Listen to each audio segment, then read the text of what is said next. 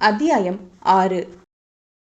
சமையலறையில் காலை சமைத்த உணவுகளை அதற்கான பாத்திரத்தில் எடுத்து வைத்துக் கொண்டிருந்த கவிமலரின் காதிலும் ராஜமாணிக்கம் கோவிலுக்கு செல்ல வேண்டும் என்று கூறியது கேட்டது. அப்போது ஜானகி அம்மாள் சமையலறை வாசலுக்கு வந்து, மலரு, மதியத்துக்கு இங்கே சமைக்க வேண்டாம், கோவிலுக்கு போகிறோம், நீயும் சீக்கிரம் டிஃபன் சாப்பிட்டுட்டு புடவையை மாற்றிட்டு கிளம்பு என்று சொல்லிவிட்டு தன் அறை நோக்கி சென்றார். சரிங்கத்த என்று சொல்லிவிட்டு கவிமலர் தன் இடையில் சேலையின் முந்தானையை எடுத்து இறுக்கமாக இழுத்து கட்டிக்கொண்டு வேலையை பார்த்தாள். அவள் டிஃபன் தட்டுகளை எடுத்துக்கொண்டு டைனிங் டேபிளுக்கு வந்தாள். பாரிவேந்தன் ஏற்கனவே அங்கு அமர்ந்திருந்தான். பாரியின் பக்கத்தில் அமரலாமா என்று அவள் தயங்கிய போது மீண்டும் எதையோ எடுப்பதற்கு அங்கு வந்த ஜானகி அம்மாள் மலரை ஒரு பார்வை பார்த்தார். மலரின் தயக்கத்தையும் புரிந்து கொண்டார். இத்தனை நாட்கள் இவர்கள் சாப்பிட்டு முடிக்கும் வரை சமையலறை கூடத்தை விட்டு மலரும் அவள் அம்மாவும் வெளியே வரமாட்டார்கள். இவர்கள் சாப்பிட்டு எழுந்து சென்ற பிறகுதான் மிச்ச மீதிகளை அப்புறப்படுத்தி இடத்தை சுத்தம் செய்ய வருவார்கள். அப்படியொரு சூழ்நிலையில் வளர்ந்த இவள் இன்று தனக்கு மருமகள் ஆகிவிட்டாலும் அவரது மேல்மட்ட குணம் அவளை தங்களோடு சரிக்கு சமமாக அமர்த்தி சாப்பிட வைக்க இடம் தரவில்லை. உடனே அதை அவரால் ஏற்றுக்கொள்ளவும் இயலவில்லை. அதனால் தன் இழிவான எண்ணத்தை வெளிக்காட்டாது நல்லவள் போல வெளியே மாற்றி பேசினார். மலரு, முதல்ல பாரிக்கு டிஃபன் எடுத்து வை, அவன் சாப்பிட்டதுக்கு அப்புறம் நீ உட்காந்து சாப்பிடு என்றார் கரகரப்பாக. பாரிக்கு இன்னும் கோபம் வந்தது. அதெல்லாம் எதுவும் வேண்டாமா, நானே போட்டு சாப்பிட்டுக்கிறேன், இவளை போய் ரெடியாக சொல்லுங்க என்றான் கடுகடுப்புடன். அப்போது ஜானகி தன் மகனை அடக்கினார். அப்புறம் எதுக்கடா இவளை உன் பொண்டாட்டின்னு நான் கூட்டிட்டு வந்தேன்? முறைன்னு ஒன்று இருக்குல்ல, இதெல்லாம் அவ தான் செய்யணும், நீ அமைதியா இருப்பாரி என்று அதட்டி விட்டு நகர்ந்தார். மாமியாரின் உள்நோக்கம் புரியாத கவிமலர் தன் கணவனுக்கு பரிமாறும் அந்த வாய்ப்பை எண்ணி மனதிற்குள் உண்டான ஒரு மெல்லிய மகிழ்ச்சியோடு அவன் அருகே நெருங்கி வந்தாள். பாரிவேந்தன் முகத்தை திருப்பிக் கொண்டு அமர்ந்திருக்க கவிமலர் அவனுக்கு முன்னால் இருந்த பாத்திரங்களில் இருந்து உணவை எடுத்து பரிமாறத் தொடங்கினாள். டேபிளின் மறுபுறம் இருந்த சாம்பார் பாத்திரத்தை எடுப்பதற்காக அவள் மெல்ல முன்புறம் சாய்ந்து தன் கையை நீட்டினாள். அவள் எட்டி பாத்திரத்தை எடுத்த அந்த நொடி அவளது மென்மையான இடை பாரியின் தோளிலும் அவனது கரத்தின் மேலும் பட்டும் படாமல் உரசியது. அந்த மெல்லிய தீண்டல் அந்த சூழ்நிலையின் வெப்பநிலையை சட்டென மாற்றியது. பாரியின் தேகத்தில் ஒரு மின்னல் பாய்ந்தது போல இருந்தது. கண்களை இறுக மூடி தன்னையும் தன் எண்ணங்களையும் கட்டுப்படுத்த முயன்றான். ஆனால் அவன் முயற்சி வெற்றியடையவில்லை. மஞ்சள் தடவி குளித்த பொன்மலரின் சுகந்த மனமும் அவன் கரங்களை உரசி சென்ற இடையும் அவனை போட்டு பாடாய்படுத்தியது. போதா குறைக்கு நேற்றைய இரவின் அழகிய நினைவுகள் எல்லாம் இப்போது மீண்டும் அவன் மூளையில் ஓடி அவனை தகிக்க வைத்து அவன் உணர்வுகளை ஆர்ப்பரிக்க வைத்தது. என்னடா இது, ஒரே ரோதனையா போச்சு. ஒரு இரவோட இந்த ஆசையெல்லாம் முடிஞ்சிடும்னு பார்த்தா இது என்ன தண்டவளம் மாதிரி நீண்டுட்டே போகுது என தன்னையே அவன் நிந்தித்து கொண்டான். மலரோ இவன் அவஸ்தை எதுவும் அறியாமல் தன் கணவனுக்கு பார்த்து பார்த்து உணவு வகைகளை பரிமாறிக்கொண்டிருந்தாள். மாமா, சாப்பிடுங்க. அசையாமல் சிலை போல் அமர்ந்திருந்தவனை லேசாக தட்டி அழைத்து அவள் சொல்ல, காலை அவனுக்கோ அவளின் இந்த லேசான தட்டலே அவன் கட்டுப்பாட்டை உடைக்கும் சாவியாக இருந்தது. அவனது இன்ப உணர்வுகள் அனைத்தும் ஒரே நொடியில் மேலெழுந்தன. கவிமலரின் அந்த தற்செயலான செயல் அவனுக்குள் ஒரு தீவிரமான தாகத்தை தூண்டியது. அவளை அப்படியே இழுத்து தன் மடியில் அமர்த்தி கொள்ள வேண்டும் என்ற எண்ணம் அவனது நரம்புகளை முறுக்கேற்றியது. கவிமலர் அவனது முகத்தில் ஏற்பட்ட அந்த மாற்றத்தை கவனித்துவிட்டு பயத்திலும் நாணத்திலும் தன் இதழ்களை அழுத்தி கொண்டு உணவு பரிமாறிய கையை திடுக்கென தள்ளி எடுத்துக்கொண்டாள். அலரின் வனப்புகளோ வேகமாக ஏறி இறங்கியது. பாரிவேந்தன் அவளை ஒரு தீர்க்கமான வேட்கை நிறைந்த விழியோடு ஏறிட்டு பார்த்தான். அவனது கண்கள் நேற்றிரவு காட்டிய அதே மோகனத்தோடு அவளை ஊடுருவின. இதற்கு மேல் பொறுமை தாங்காது என்று வேகமாக தன் தட்டில் இருந்த உணவுகளை உண்டுவிட்டு எழுந்து கைகளை அலம்பிவிட்டு மலரின் பின்னால் வந்து நின்றான். அவளோ திடீரென மாறும் அவன் நடவடிக்கைகளை பற்றி ஒன்றும் புரிந்து கொள்ள முடியாது உணவு மேஜையை சுத்தம் செய்துவிட்டு தான் அமர்ந்து சாப்பிட ஆயத்தமானாள். அப்போது அவள் அமர்ந்திருந்த சேரின் பின்னால் வந்து நின்றான் பாரிவேந்தன். அவன் அரவம் கேட்டதும் அவள் திடுக்கிட்டு எழப்போனாள். அவளின் தோள்களை பற்றி எழவிடாமல் தடுத்து மீண்டும் அமர வைத்து சற்று குனிந்து அவள் காதோறும் தொங்கிக் கொண்டிருந்த ஒற்றை கூந்தலை ஆசையோடு ஒதுக்கிவிட்டவன் குரல் என்னவோ அவளிடம் பேசும்போது மட்டும் கடுமையான தோரணையிலே வெளிவந்தது. சீக்கிரம் சாப்பிட்டு மேலே வா என்ற கட்டளையை பிறப்பித்துவிட்டு தன் அறைக்கு சென்றான் பாரிவேந்தன். அவன் காதோரம் கதைத்துவிட்டு சென்ற அந்த விசித்திரமான உத்தரவு கவிமலரின் அடிவயிற்றில் ஒரு புதிய நடுக்கத்தை ஏற்படுத்தியிருந்தது. எதுக்கு இப்ப மேலே வர சொல்றாரு என்று சிந்தித்தபடியே உணவை வேகமாக சாப்பிட்டாள். உணவின் ருசி மிக அருமையாக இருந்தது. இந்த வீட்டில் அவள் இதுவரை சமைத்ததில்லை. சமையலுக்கு தேவையான முன் ஏற்பாடுகளை மட்டும்தான் செய்து தருவாள். சமைப்பது எல்லாம் வள்ளியின் பொறுப்புதான். ஆனால் இன்று முதல் முறையாக தன் கணவனுக்கு என்று ஆசை ஆசையாக சமைத்தாள். ஆனால் அது எப்படி இருந்தது என்று சொல்லி அவளை யாரும் பாராட்டவில்லை. இவ்வளவு நேரம் கால் கடுக்க நின்று சமைத்து அதையும் பார்த்து பார்த்து பரிமாறுபவர்களுக்கு சாப்பாடு நல்லா இருக்குமா என்ற இந்த ஒற்றை வார்த்தைதான் எத்துணை பெரிய மகிழ்ச்சியை தரும் என்று அதை வாய் வலிக்காது உண்ணும் வீட்டாருக்கு தெரியவில்லை.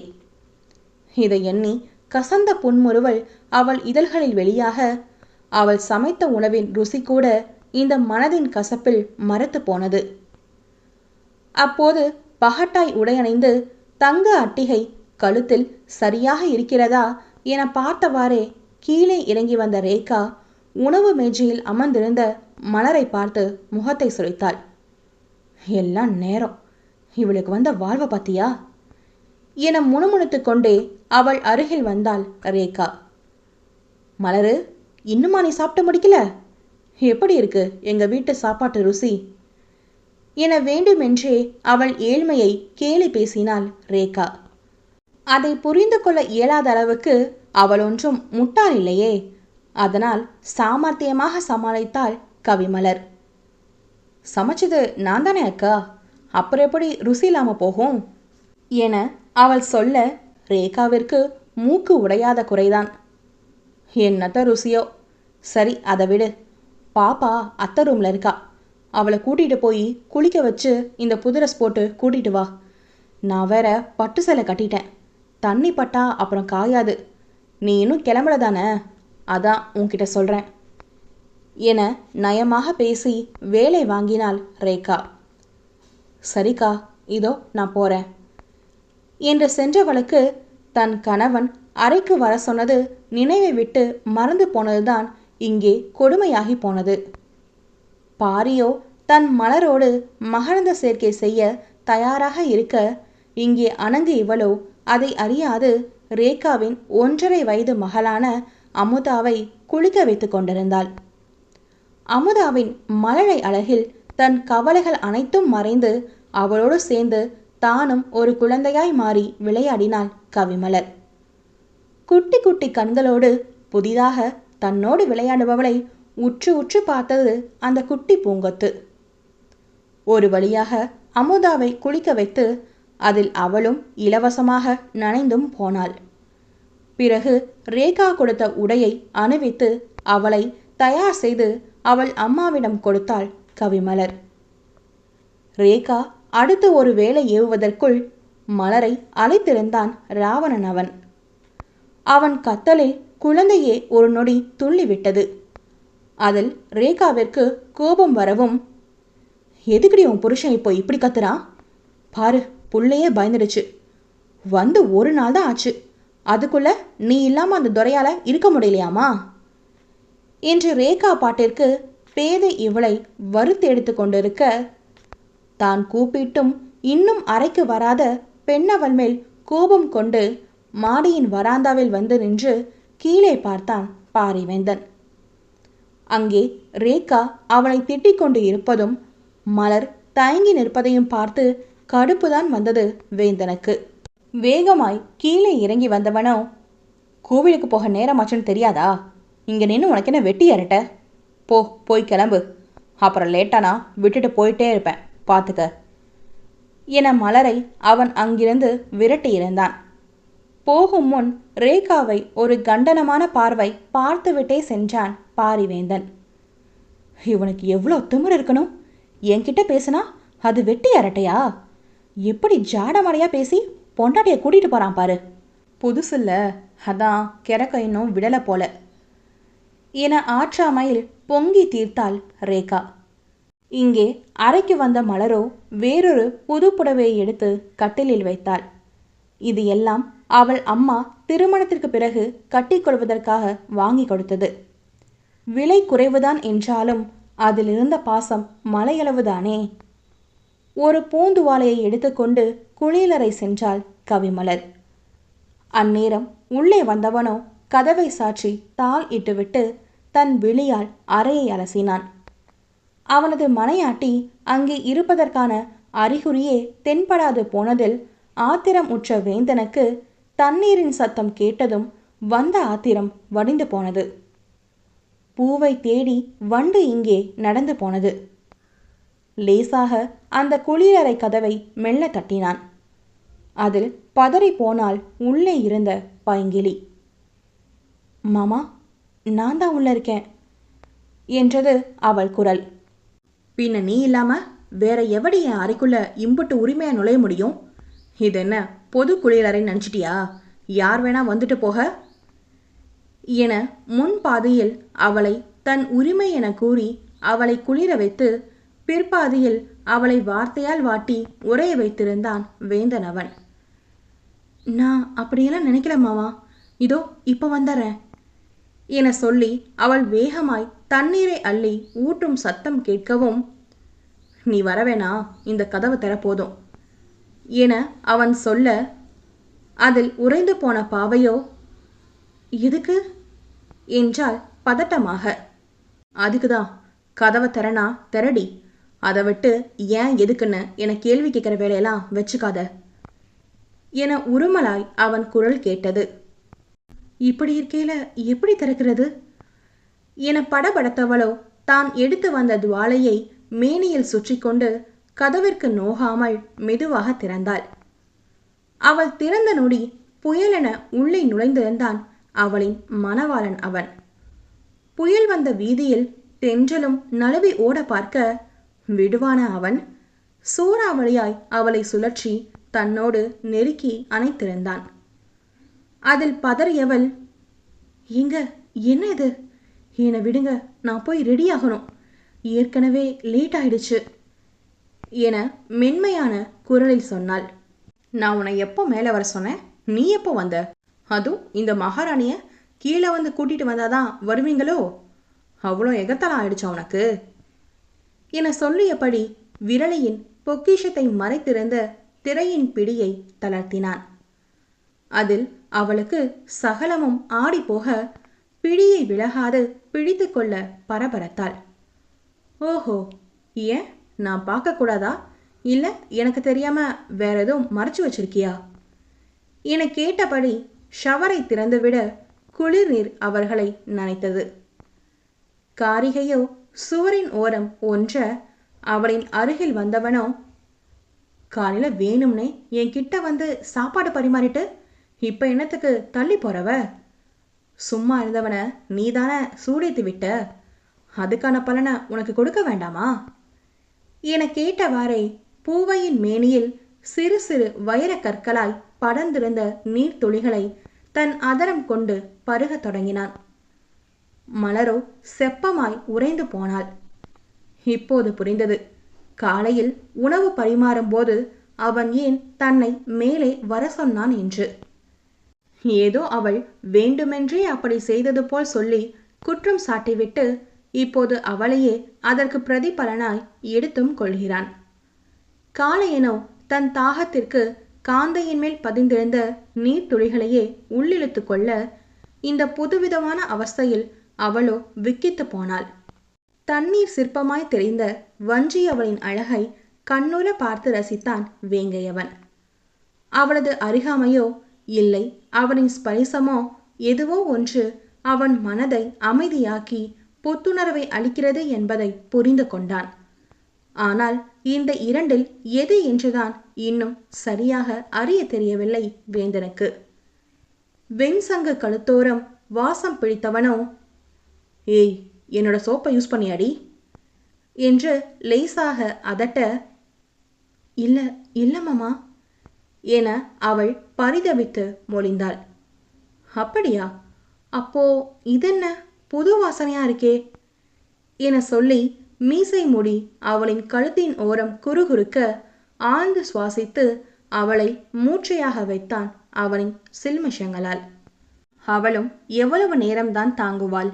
இப்படி புதுவித கலையில் அவளை சிலிர்க்க வைக்கும் போது அவளுக்கும் தீராத மையல் ஏற்படத்தான் செய்தது. புத்தி கெட்டு மயங்கும் தன் மேனியை சபிக்கத்தான் செய்கிறாள். ஆனால் அது எங்கே அவளின் பேச்சை கேட்கிறது? அனலின் தீண்டலுக்கு மெழுகாய் உருகத்தான் செய்கிறது. அவள் குலைந்த நேரத்தில் பதமாய் திரையை விளக்கியவனோ பொக்கிஷங்கள் ஒவ்வொன்றையும் அழகாய் ஆழமாய் அணு அணுவாய் கொள்ளை கொண்டான் கல்வனவன். சிற்பமே இங்கே சிற்பியை செதுக்கிக் கொண்டிருக்கிறது. நீரின் ஓசையோடு வஞ்சியின் மோகனமும் அவனை இசைக்க அவளை அணு அணுவாய் ஆராதனை செய்தான் வேந்தனவன். என்ன மாயாண்டி இது? வந்த ஒரே நாள்ல என்னை இப்படி உன் முந்திய சுத்தி வர வச்சிட்டியே. சரியான கில்லாடிதான் போல நீ. எந்த வேதாளம் அவன் மண்டையில் மீண்டும் ஏறியதோ மணர்ந்து நின்றவளை சருகாய் மாற்றிவிட்டான் அரக்கனவன்.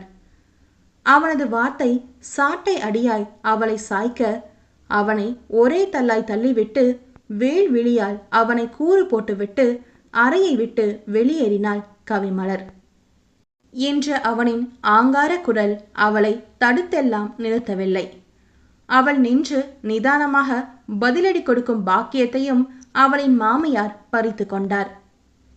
இன்னும் என்னதான் சீவி சிங்காரிச்சு ரெடியாகிறாளோ தெரியல, கொஞ்சமாச்சும் பொறுப்பு இருக்கா என அவளை பற்றி ஜானகி வசைபாடவும் கண்களை இறுக மூடி திறந்தவள் 5 நிமிடத்தில் சேலையை உடுத்திவிட்டு உலராத கூந்தலையும் லேசாக துவாலையால் 2 தட்டு தட்டி ஒரு கிளிப்பில் கேசத்தை அடக்கி சாந்து பொட்டு வைத்துவிட்டு வேகமாய் கீழே இறங்கி ஓடினாள் கவிமலர். அவளின் பின்னாலே அவளை திட்ட வந்தவனும் அன்னையின் குரலை கேட்டு அந்நேர கோபத்தை கட்டுப்படுத்தி தயாராகி கீழே வந்தான்.